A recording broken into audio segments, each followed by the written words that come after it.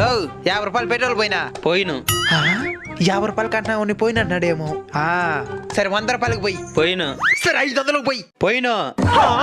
సరే 1000 రూపాయలకు పోయి పోయినా మా మామ ఎమ్మెల్యే పోయినా పోయినరా ఏమన్నా నీ ధైర్యమా మన తిరుపతి జిల్లా ఎస్పీ సుబ్బరాయుడు సార్ గారి నా ధైర్యం ఏమవుతాడు నీకో ఎస్పీ అవుతారు మరి ఎందుకు పెట్రోల్ పోయే ఏమైందినా పెట్రోల్ పోయినట్టున్నా అసలు ఎందుకు పెట్రోల్ పోయినట్టు అడిగినావా అది అడగలేదా ముందు అది అడుగు. అసలు నాకు పెట్రోల్ ఎందుకు పోయినన్నేవో హెల్మెట్ ఉంటేనే పెట్రోల్ పోస్తాం హెల్మెట్ ఉంటేనే పెట్రోల్ పోస్తారా అవును హెల్మెట్ ఉంటేనే పెట్రోల్ పోస్తాం అయితే డబ్బులు అవసరం లేదా డబ్బులు కూడా ఉండాలా అసలు నాకేం అర్థం కాలా నీకు అర్థమయ్యేలాగా నేను చెప్తాను పెద్ద అక్కడ చూడు